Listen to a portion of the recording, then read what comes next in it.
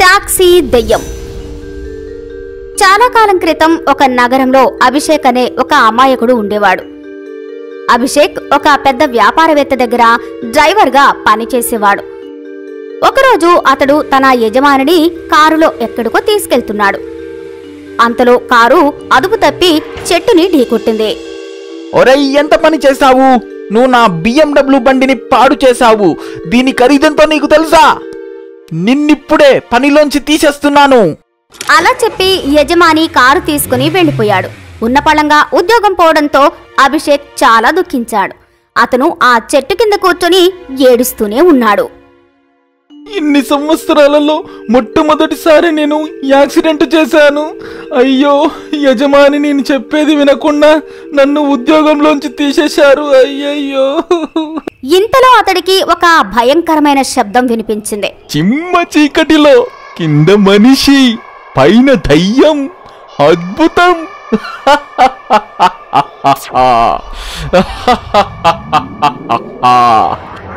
ఇది విని అభిషేక్ భయపడిపోయాడు. ఎవరది? ఎవరది? ఎవరిది ఆ గొంతు? నా ముందుకు రండి. నిసిరాత్రిలో నల్లని నీడని నువ్వు పిలిచావు కదా, ఎదురుగా వచ్చాను. ఇందా.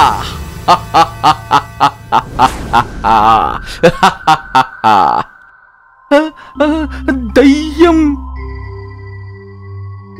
రావి చెట్టు మీద దయ్యం కాకపోతే మామిడి పళ్ళు ఉంటాయా అనుకున్నావా?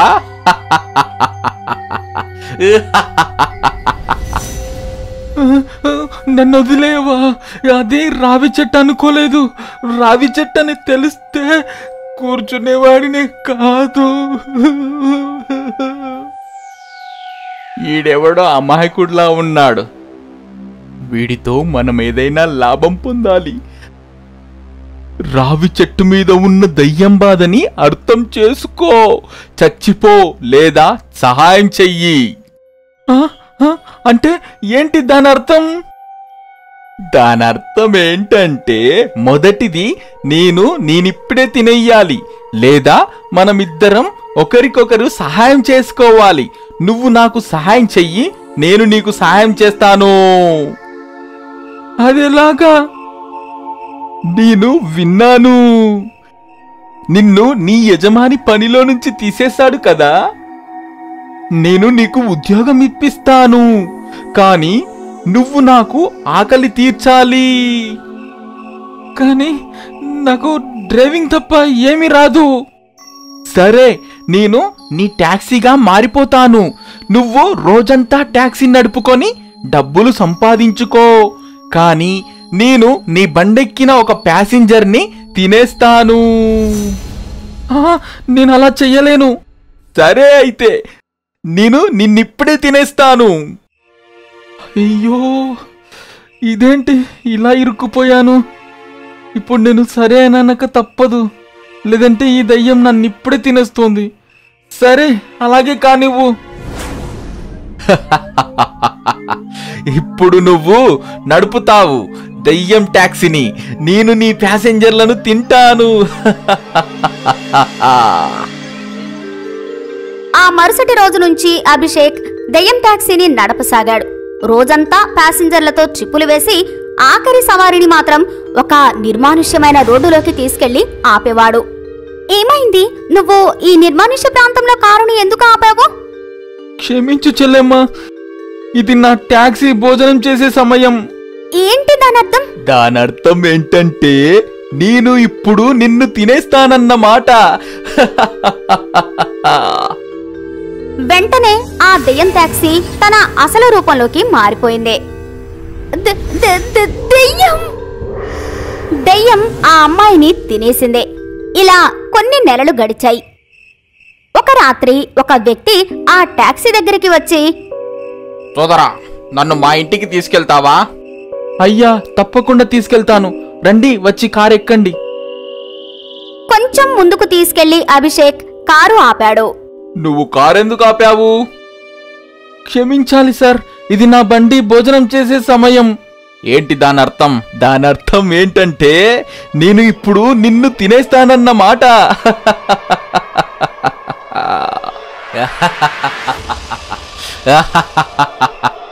నువ్వెందుకు నవ్వుతున్నావు? నీ అంతట నువ్వే నాకు చిక్కి నా పని తేలిక చేశావు. చాలా రోజుల ముందే నాకు దయ్యం టాక్సీ గురించి తెలిసింది. అప్పటి నుంచి నేను నిన్ను వెతుకుతున్నాను. కానీ నేను దయ్యాన్ని. నేను నిన్ను తినేస్తాను. అలాగా? నేను దయ్యాల వేటగాడిని. నేను నిన్ను చంపేస్తాను. దెయ్యాల వేటగాడు చెప్పేది వినగానే దెయ్యం భయంతో వణికిపోయింది. దయ్యాల వేటగాడివా? దయచేసి నన్ను వదిలేయ్. నిన్నింకెప్పుడు మనుషుల్ని తినను. కాని ఆ దెయ్యాల వేటగాడు ఆ దెయ్యం మాట అస్సలు వినలేదు. ఆ దెయ్యాన్ని మంత్రాలతో శాసించాడు. దయ్యం టాక్సీ, దయ్యం టాక్సీ, మనుషులను తినకూడదు. దయ్యం టాక్సీ, దయ్యం టాక్సీ, దయ్యం టాక్సీ, మాయమైపోవాలి దయ్యం టాక్సీ. దెయ్యాల వేటగాడు అలా చెప్పగానే దెయ్యం మాయమైపోయింది.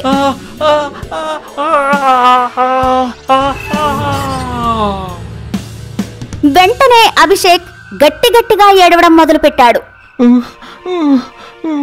నన్ను క్షమించండి సార్. ఆ దయ్యం తన మాట వినకపోతే నన్ను తినేస్తానంది. అందుకే ఇలా చేయాల్సి వచ్చింది. నాకు తెలుసు, ఈ దయ్యం చాలా తెలివైనది. అందుకే నేను నిన్నేమి అనను. నువ్వు వెళ్ళిపోవచ్చు. ఆ విధంగా ఆ దెయ్యాల వేటగాడు ఆ దెయ్యం టాక్సీ రహస్యాన్ని ఛేదించాడు. అభిషేక్ ని ఆ దెయ్యం వరలో నుంచి తప్పించాడు. భూతం యొక్క క్లాస్మేట్. ఈ కథ పునాకి సంబంధించింది. ఆయుష్ అనే అబ్బాయి పునాలో డికే పార్టన్ కాలేజీలో మొదటి సంవత్సరంలో చదివేవాడు. అతని మిగతా కాలేజ్ ఎడ్యుకేషన్ కూడా డికే పార్టన్ కాలేజీలోనే జరిగింది. ఆయుష్ ఐఏఎస్ అవ్వాలనుకుంటాడు. అతను కాలేజ్ లైబ్రరీలో పగలు రాత్రి చదువుతూనే ఉండేవాడు. ఒకరోజు ఆయుష్ లైబ్రేరియన్ని ఇలా అడుగుతాడు. టైమ్స్ ఆఫ్ ఇండియా ఎక్కడుంది? నాకు దొరకట్లేదు. ఎవరైనా తీసుకెళ్లి ఉంటారు. ఆయుష్ ఆశ్చర్యపోతాడు. ఎందుకంటే అతను కాకుండా కాలేజీలో టైమ్స్ ఆఫ్ ఇండియా చదివేవారు ఇంకెవరూ ఉండరు. ఆయుష్ వేరే న్యూస్ పేపర్ తీసుకుని తన చోటులో కూర్చుంటాడు. అప్పుడే అతను చూస్తాడు, తన పక్కన కూర్చొని ఒక అబ్బాయి టైమ్స్ ఆఫ్ ఇండియా చదువుతూ ఉంటాడు. ఆయుష్ ఆ అబ్బాయిని ఇలా అడుగుతాడు. ఐఏఎస్ కి తయారవుతున్నావా? అవును. నీ పేరేంటి? మేహుల్. ఫస్ట్ ఇయర్ చదువుతున్నాను. అరే, అయితే మనం క్లాస్మేట్స్ అవుతాం కదా. కానీ ఇంతకు ముందు నిన్నెప్పుడు చూడలేదు. ఇన్ని రోజులు ఎక్కడున్నావు? ఇదే కాలేజీలో ఉన్నాను. నేను నిన్ను చూశాను. ఏం మాట్లాడుతున్నావు అసలు నువ్వు? నేనైతే నిన్నెప్పుడూ చూడలేదు. ఇలా ఇద్దరు మాట్లాడుకుంటూ తొందరగా మంచి స్నేహితులవుతారు. ఆ తర్వాత వాళ్ళిద్దరు రోజు పగలు రాత్రి కలిసి లైబ్రరీలో చదువుకునేవారు. ఒకరోజు ఆయుష్ కాలేజ్ క్యాంటీన్లో తన స్నేహితురాలు నేహ ఇంకా వరుణ్తో పాటు ఉంటాడు. లైబ్రరీలో ఎప్పుడూ ఒంటరిగా చదువుకుంటూ ఉంటావు, బోర్ కొట్టదా నీకు? నేను ఒంటరిగా ఎందుకున్నాను? నాతో మహల్ కూడా ఉన్నాడు కదా. మేహుల్ ఎవరు? అరే, అతనే నా పక్కన కూర్చున్నాడు కదా. తను మన క్లాస్మేట్. నాతో పాటు ప్రతి క్లాస్ అటెండ్ అవుతాడు. నేనైతే నీతో పాటు ఎప్పుడూ ఏ మేహుల్ని చూడలేదు. ఏమంటున్నావు నువ్వు? సరే ఆగు, నేను అతన్ని ఇప్పుడే పిలుస్తాను ఇక్కడికి. ఆయుష్ మేహుల్ కి ఫోన్ చేశాడు. అప్పుడు మేహుల్ ఫోన్ స్విచ్ ఆఫ్ వస్తుంది. ఆయుష్ కంగారు పడతాడు. అప్పుడే నేహ ఇలా అంటుంది. సరేలే, మేహుల్ ఉండే ఉంటాడు. అయినా నా ధ్యాస మేహుల్ మీద కాదు, వరుణ్ మీద ఉంటుంది. నేహ అలా చెప్పి వరుణ్ణి హత్తుకుంటుంది. ఇంకా ఆయుష్ కూడా ఫ్రీ అవుతాడు. ఒకరోజు రాత్రి ఆయుష్ ఇంకా మేహుల్ లైబ్రరీలో చదువుకుంటూ ఉంటారు. చాలా రాత్రి అవడంతో లైబ్రేరియన్కి నిద్ర వస్తుంది. ఇంకా అతను ఆయుష్తో ఇలా అంటాడు. ఆయుష్ అన్నా, ఇక లైబ్రరీని నువ్వే చూసుకో. నేను వెళ్తున్నాను. నీ పని అయ్యాక కింద వాచ్మెన్కి తాళం ఇచ్చేసి వెళ్ళు. లైబ్రేరియన్ వెళ్ళిపోతాడు. ఇంకా ఆయుష్ మళ్ళీ మేహుల్తో కలిసి పుస్తకంలో మునిగిపోతాడు. చదువుతూ ఆయుష్ ధ్యాస మేహుల్ పుస్తకం మీద పడుతుంది. ఇంకా అతను ఆశ్చర్యపోతాడు. ఎందుకంటే ఆ పుస్తకం పూర్తిగా తెల్లగా ఉంది. ఆయుష్ మేహుల్ యొక్క పుస్తకం లాక్కుంటాడు. ఇంకా దాన్ని చదువుతాడు. కానీ పుస్తకంలో ఒక్క అక్షరం కూడా ఉండదు. పుస్తకం మొత్తం ఖాళీగా ఉంది. 2 నెలల నుంచి నువ్వు ఇదే పుస్తకం పట్టుకుని కూర్చున్నావా? ఏమైంది మెహల్? ఇలా చెప్పి ఆయుష్ అతని పక్కన చూస్తాడు. అప్పుడు మేహుల్ అక్కడ ఉండడు. దాన్ని చూసి ఆయుష్ బాగా భయపడతాడు. మేహుల్ ఎక్కడా? మాయమయ్యాడేంటి? నేహ కూడా చెప్పింది తను మేహుల్ని ఇంతవరకు ఎక్కడా చూడలేదని. లైబ్రేరియన్ కూడా లైబ్రరీ బాధ్యతని నాకే అప్పగించాడు. అతను మేహుల్కి కూడా ఇచ్చి ఉండొచ్చు కదా. అసలు వీళ్ళందరూ మేహుల్ని ఎప్పుడూ చూడలేదా? నిజంగా మేహుల్ అనేవాడు ఎవడూ లేడా ఏంటి? ఈ పుస్తకం ఇంకా మేహుల్ మాయమవ్వటం అసలు ఏం జరుగుతుంది? హఠాత్తుగా లైబ్రరీలోని అన్ని లైట్లు ఆరిపోతాయి. ఇంకా ఆయుష్ బాగా భయపడతాడు. అతను తన కళ్ళు మూసుకుంటాడు. ఇంకా లైట్ కోసం ఎదురు చూస్తూ ఉంటాడు. సడన్ గా లైట్ వస్తుంది. ఆయుష్ సంతోషిస్తాడు. అతను కళ్ళు తెరిచాడు. అప్పుడు అతను పక్కకి చూడగానే అతని గుండె ఆగిపోతుంది. అతని పక్కన మేహుల్ యొక్క భయంకరమైన భూతం కూర్చొని ఉంది. మేహుల్, అసలు ఇదంతా ఏమిటి? మేహుల్ కాదు, భూతాన్ని. నువ్వేదైతే చూస్తున్నావో దానికి కారణం ఎవరో కాదు, నువ్వే. నేనేం చేశాను నిన్ను? నువ్వే. నీ వల్లే నా జీవితం నాశనమయ్యింది. గుర్తు తెచ్చుకో, 1 సంవత్సరం క్రితం HSC ఎగ్జామ్ జరిగేటప్పుడు నువ్వొక అబ్బాయిని చీటింగ్ చేస్తుంటే పట్టుకున్నావు కదా. ఇదంతా విని ఆయుష్ 1 సంవత్సరం వెనక్కి వెళ్ళాడు. అప్పుడే అతనికి బయాలజీ ఎగ్జామ్ గుర్తుకు వస్తుంది. సార్, ఇతను చీటింగ్ చేస్తున్నాడు. ఏయ్, లేచి నిలబడు. Sorry sir, extremely sorry sir. 2 నిమిషాలు నువ్వు ఇక్కడి నుంచి వెళ్ళిపో, లేకపోతే HSC ఎగ్జామ్ నుంచి నువ్వు రెస్టికేట్ అయిపోతావు. తెలుసా నీకు నేను ఎగ్జామ్ హాల్ నుంచి బయటికి రాగానే ఏం చేశానో? నీకెలా తెలుస్తుంది? నువ్వు ఎగ్జామ్లో బిజీగా ఉన్నావు కదా. నేను బిల్డింగ్ మీద నుంచి కిందకు దూకి చచ్చిపోయాను. ఇంకా నేను నిన్ను చంపడానికే ఇక్కడికి వచ్చాను. చూడు మోహల్, నేను తప్పు చేశాను, కానీ నువ్వు కూడా తప్పు చేసావు కదా. చీటింగ్ చేసావు కదా. చీటింగ్ చేయడం తప్పు కదా. లేదు, నేను ఏదైతే చెయ్యబోతున్నానో అది మాత్రమే తప్పు. ఇది విని ఆయుష్ బాగా భయపడతాడు. ఏం చెయ్యాలనుకుంటున్నావు నువ్వు? మేహుల్ ఆయుష్ గొంతు పట్టుకుంటాడు. ఇంకా అతన్ని కిటికీ నుండి బయటపడేస్తాడు. ఆయుష్ లైబ్రరీ యొక్క 5వ అంతస్తు నుండి కింద పడగానే చనిపోతాడు. ఇంకా మేహుల్ లైబ్రరీ కిటికీ నుండి అతని శవాన్ని చూసి నవ్వుతూ ఉంటాడు.